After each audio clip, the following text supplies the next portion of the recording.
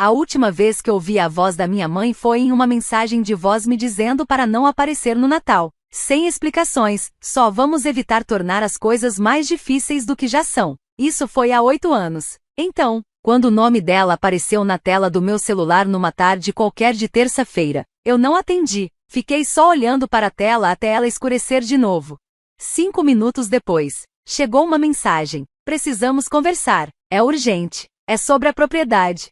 A propriedade. Não a família. Não eu, a propriedade. Eu não respondi, mas algo me dizia que aquilo não terminaria ali. Eu estava certo. Naquela noite, recebi uma segunda mensagem, dessa vez do meu irmão, Ethan. Frio como sempre. Profissional. Como se eu fosse um estranho. Ele estava mandando um e-mail do RH. Há uma disputa sobre o fundo fiduciário. Seu nome apareceu. Podemos nos encontrar? O meu nome, o mesmo nome que eles apagaram dos registros, das fotos, do grupo da família. O nome que sumiu dos convites de casamento e dos cartões de Natal. O nome que, até aquele momento, estava morto para eles. Eu disse sim, não porque queria vê-los, mas porque queria saber o quão ruim a coisa tinha ficado, a ponto de estarem invocando fantasmas como eu. Nos encontramos no escritório envidraçado no centro da cidade. Território neutro, limpo demais para conter qualquer verdade. Minha mãe já estava sentada, de blazer bege e arrependimento ensaiado. Ethan sentou-se ao lado dela com um bloco de anotações, virando páginas como se estivesse conduzindo uma reunião de conselho. Sem abraços. Sem como você está. Apenas um detalhe técnico no testamento. Você ainda está listado no fundo como herdeiro condicional. Precisamos que você verifique um cronograma. Não vai demorar muito. Olhei para eles. 2 pessoas que me cortaram como se eu fosse um erro de digitação no legado delas. Pela primeira vez em anos. Eu sorri. Interessante. Eu disse. Vocês me enterraram. Mas vejo que ainda sirvo no papel. Nem sempre fui invisível. Houve um tempo em que minha mãe dizia para todo mundo que eu era o realizador silencioso. Eu tirava nota máxima. Tocava violoncelo. Nunca perdi o toque de recolher. Era o garoto que facilitava tudo. Depois veio o fundo fiduciário. Foi ideia da minha avó. A forma dela garantir algo para cada neto no futuro. Educação. Negócios. Uma casa. Ela reservou uma parte para cada um de nós. O meu foi o primeiro a ser depositado. Eu lembro da letra dela no envelope. O futuro de Avery. Mas depois que ela morreu, tudo começou a mudar. De forma sutil. No início, meu nome sumiu dos e-mails da família. As viagens foram planejadas sem mim. Durante o jantar, minha mãe me olhava como se eu tivesse interrompido alguma coisa. Ethan ficou mais presente, mais alto, mais envolvido. Ele se chamava de executivo, como se tivesse conquistado esse título. Uma noite, voltei para casa nas férias da faculdade e encontrei meu quarto vazio, sem móveis, com quadros empilhados no chão. Minha mãe já estava transformando o cômodo em um estúdio de yoga. É mais fácil assim, ela disse, como se eu estivesse desaparecendo aos poucos e ela estivesse só acompanhando o processo natural.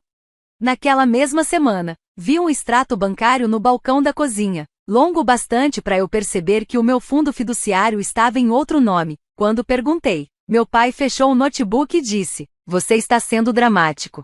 Mas eu não estava. Comecei a cavar, silenciosamente. Imprimi todos os documentos que consegui acessar, capturas de tela, registros de transferências, cópias de formulários autenticados que minha avó tinha assinado. Armazenei tudo num arquivo digital, com data, hora e criptografia. Esse foi o começo do fim. A noite em que me cortaram não teve cena, sem gritos, sem malas na varanda. Foi mais frio que isso. Meu pai apenas disse, esta casa não tem espaço para peso morto. Com isso, meu número foi bloqueado. Meus pagamentos da faculdade simplesmente sumiram. O setor de assistência financeira marcou meus registros como financiamento não confirmado. Quando liguei para saber o que tinha acontecido, disseram, sua família revogou a autorização. Enviei e-mails, tentei escrever cartas. Nada. Amigos de infância pararam de responder. Um deles até disse, sua mãe falou que você teve um colapso, que você fugiu. Eu não fugi, eu fui apagado. Com o tempo, parei de tentar. Me mudei para um porão em outro estado. Consegui um emprego revisando registros municipais antigos para uma empresa de arquivamento. O trabalho era lento, metódico, silencioso. Caía bem para mim. Continuei documentando tudo. Não por vingança, era só porque era a única coisa que eu ainda podia controlar. Com o tempo, aprendi a viver sem ser visto, a pagar aluguel sem fiador, a reconstruir meu crédito do zero, a pesquisar jurisprudência em 4 estados diferentes. Não postava, não ligava, mas eu observava, e eu me lembrava. Lembrei que dinheiro não desaparece, ele só muda de dono. Lembrei que assinaturas podem ser rastreadas, que autenticações são públicas, que a história da família, por mais enterrada que esteja, ainda deixa rastros em papel. Eles achavam que me excluir era o mesmo que me apagar. Esqueceram que eu sabia como aquele legado foi construído. E agora, eu sabia exatamente onde ele rachava. Depois daquela reunião no escritório de vidro, eu não voltei para casa. Andei 3 quarteirões até um café tranquilo, abri meu notebook e comecei a acessar arquivos que eu não via há anos.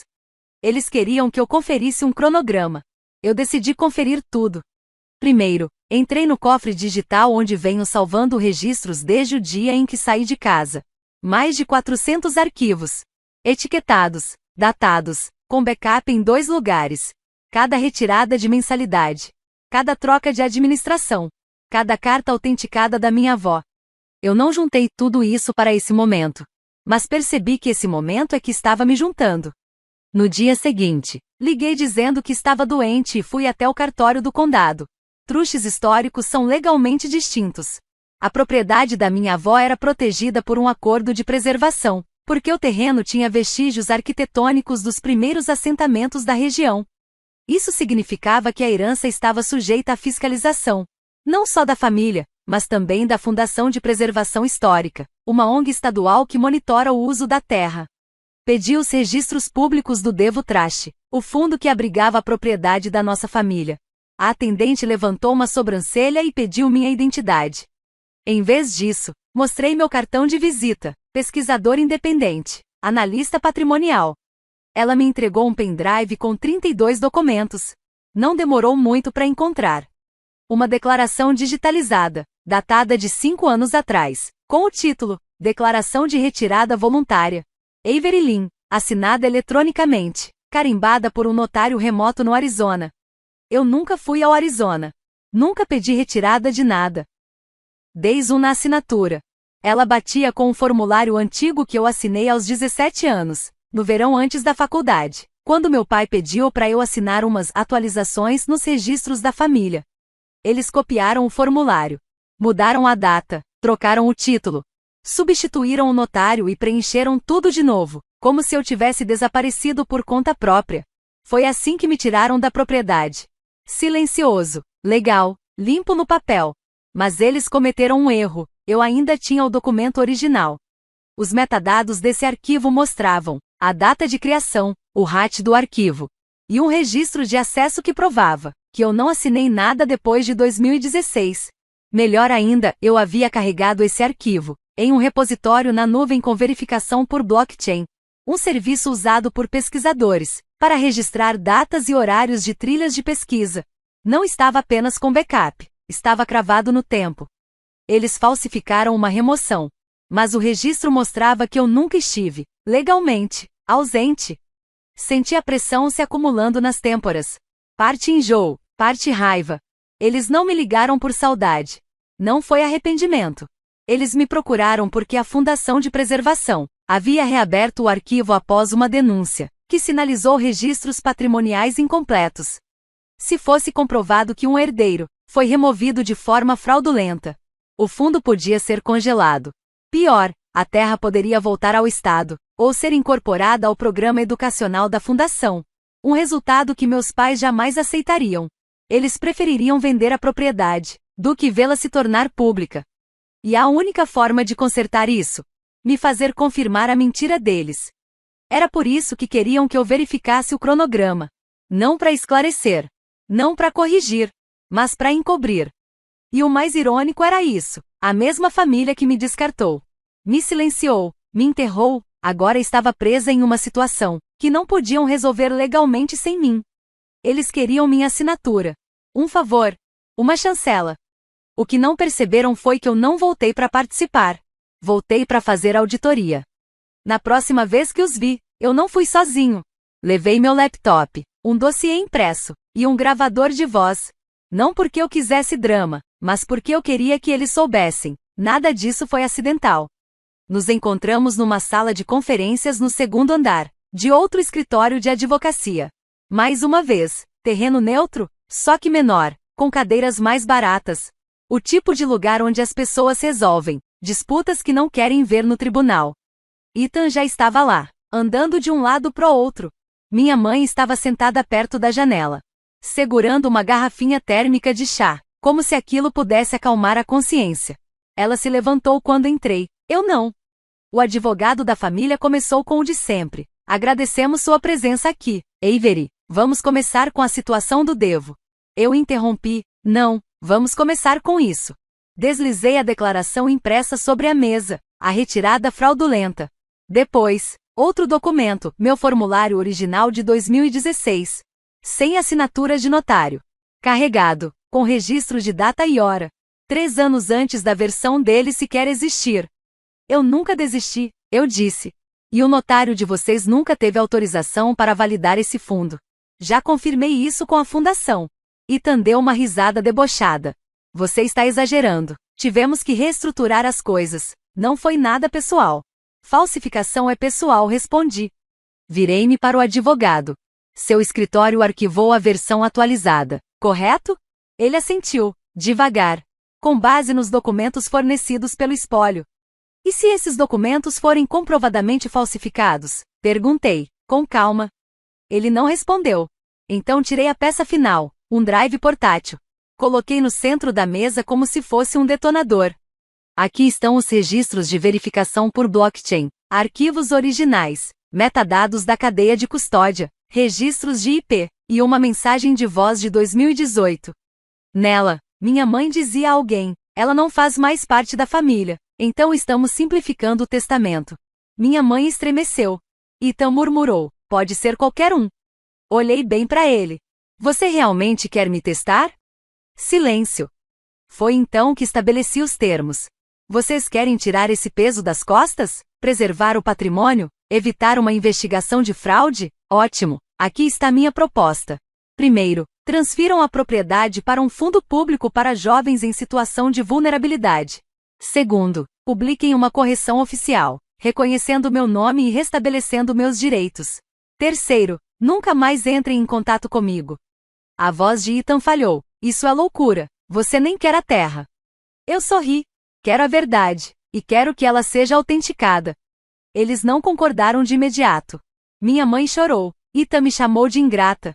Mas eles também não foram embora, porque sabiam que, se isso se tornasse público, eles não perderiam apenas a terra. Perderiam reputações, cargos em conselhos, lugares em galas. Eles me enterraram por causa da aparência. Agora, era essa mesma aparência que os forçava a me desenterrar. Eles não assinaram naquele dia. Gente como eles não se rende sem encenação. Eles atrasam, posturam, revisam. Mas 3 semanas depois, os documentos chegaram. Assinados, carimbados, testemunhados. A propriedade foi transferida para um fundo público, sob supervisão da Fundação de Preservação Histórica. O novo nome? Devo Home for Transitional Youth, um projeto de moradia segura para adolescentes em situação de deslocamento. Recebi uma cópia atualizada do Estatuto do Fundo pelo correio. Sem pompa, envelope marrom simples. Sem carta, sem pedido de desculpas. Só uma assinatura institucional e a data em que se tornou oficial. Eu emoldurei. Dias depois, saiu uma nota breve num jornal local. Propriedade familiar privada doada discretamente após disputa interna. Sem nomes, sem drama. Só algumas linhas sobre legado, juventude e serviço público. Era tudo o que eu queria. Não o holofote, apenas a correção. Mesmo assim, a família não conseguiu se conter. Ethan me mandou um e-mail, curto, amargo, previsível. Parabéns, você queimou o próprio nome para provar um ponto. Não respondi. Minha mãe deixou uma mensagem de voz. O tom oscilava entre culpa e estratégia. Ela chorou, mencionou a imprensa. Disse que esperava que eu encontrasse paz. Terminou dizendo, apesar de tudo, você sempre será minha filha. Ouvi uma vez, depois apaguei. Porque aqui está a verdade sobre ser apagado. Quando você percebe que sobreviveu sem eles, você não precisa mais que eles te enxerguem. A formalidade final foi a correção pública. Um parágrafo publicado no boletim da fundação. Um erro administrativo deturpou anteriormente o status de herdeira. Lamentamos o descuido e confirmamos o papel legal de Avery Lynn como beneficiária original. Sua contribuição para o redirecionamento da propriedade é reconhecida com profundo apreço. Não foi pessoal. Não foi sincero. Foi melhor. Foi permanente. Naquele fim de semana, dirigi até o interior. Sem motivo real. Apenas a necessidade de respirar em algum lugar onde o ar não tivesse tantos nomes presos a ele. Parei em um pequeno cemitério nos arredores da cidade. O nome da minha avó estava gravado em uma pedra modesta, cercada por flores silvestres e pedrinhas de cascalho. Eu não ia lá desde o funeral. Sentei ao lado da lápide dela. Não por muito tempo, só o suficiente para dizer em voz alta: não fiquei com a terra, mas mantive os seus termos. Deixei uma nota dobrada ao lado da pedra. Dentro estavam os 3 documentos originais, as cláusulas do fundo, meu formulário autenticado e a carta que tentaram substituir. Depois, me levantei. Não chorei. Alguns finais não pedem lágrimas. Eles só pedem silêncio. Quando cheguei em casa, abri uma nova pasta no meu laptop. Dei a ela o nome de encerramento e arquivei tudo. E-mails, gravações de voz, escrituras de transferência, e uma nota final que escrevi para mim mesma.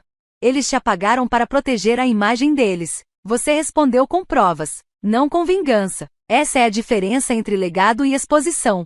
Não me senti vitoriosa. Me senti limpa. Não aquela limpeza de sabão e água, mas a que vem de algo que foi finalmente e irrevogavelmente resolvido. Alguns legados terminam com funerais. Outros terminam com novos começos.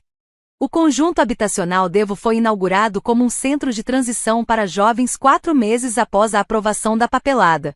A placa do lado de fora era simples, madeira branca, fonte preta com serifa. Dizia, Casa Lynn. Um lugar para recomeçar. Eu não pedi aquele nome. A diretora da fundação disse que era apropriado. Foi você quem segurou a linha, ela disse. Eu não a corrigi. O primeiro grupo de residentes chegou naquela primavera. 5 meninas, todas entre 16 e 19 anos. Uma delas tinha acabado de sair do sistema de acolhimento. Outra passou os 2 últimos invernos dormindo em sofás com uma mochila e um livro de preparação para o GED. Nenhuma delas sabia quem eu era. De verdade. E eu gostava assim. Uma vez por semana, eu dava uma oficina de educação jurídica lá. Como ler um contrato de aluguel. Como contestar um pedido de moradia negado. Como se tornar notória na sua própria vida antes que alguém a reescreva por você. Numa noite, enquanto eu guardava meus materiais, uma garota, talvez com 17 anos, olhos atentos e esmalte lascado, ficou para trás. Ela me perguntou, e se sua família não quiser você? Não respondi de imediato. Depois disse, então você constrói uma vida tão sólida que eles não conseguem tocá-la. Ela sentiu como quem já tinha começado. A casa foi se enchendo de formas pequenas e silenciosas. Livros empilhados nos peitores das janelas. Meias secando nos radiadores. Piadas internas coladas na geladeira. O tipo de pertencimento que não pede licença. Em casa, mantive meu mundo simples. Limpo, tranquilo. Sem telefone público. Sem endereço para correspondência. Doei os últimos pertences da minha avó para a sala de leitura do Centavo. Sua caneta tinteiro, o dicionário cheio de anotações, o jogo de cartões que ela usava para escrever charadas de aniversário para mim. Numa noite, estava sentada na sala da Casa Lynn enquanto as meninas tocavam música em um alto-falante Bluetooth com falha. Elas riam alto, caótico, verdadeiro. Foi nesse momento que percebi, eu não só tinha escapado de uma família. Eu tinha fundado algo melhor. Não um espelho do que perdi, mas uma correção. Não uma mesa com meu nome entalhado, mas uma mesa longa o suficiente para qualquer pessoa que já tivesse sido informada de que não pertencia ali. Mais tarde naquele mês, recebi outra carta, escrita à mão, sem remetente. Mas eu reconhecia a inclinação da caligrafia. Era da minha mãe. Ela dizia que sentia minha falta, que queria me ver, que esperava que pudéssemos tentar de novo. Eu não respondi. Não por crueldade, apenas por clareza. Não era que eu estivesse mantendo o passado como refém. Eu só havia parado de convidá-lo para entrar. Em vez disso, fui até a cozinha, abri o armário dos funcionários e peguei uma nova pasta. Coloquei uma etiqueta na capa, a verdadeira árvore genealógica. Dentro, prendi uma folha com uma pergunta impressa no topo. Quem ajudou você a sobreviver? Cada morador podia preencher um galho. Sem sobrenomes, sem vínculos legais, só a verdade. Naquela noite, escrevi a primeira entrada. Nome, Lucia, minha bibliotecária da escola. O que ela fez? Me deu a chave do escritório dos fundos quando eu não tinha mais para onde ir. O que ela disse? Você não é um fardo, você só chegou cedo. A árvore cresceu lentamente, como tudo que realmente importa. Dessa vez, ninguém foi cortado da página. Eles não simplesmente eliminaram minha avó. Eles reescreveram a história como se ela nunca tivesse existido. Mas aqui no Reddit Revial, não buscamos perdão. Contamos as histórias daqueles que retornam, não para serem aceitos, mas para resgatar a verdade que foi roubada. Se você já foi apagado, reescrito ou silenciado, compartilhe sua história nos comentários. Ela merece ser ouvida.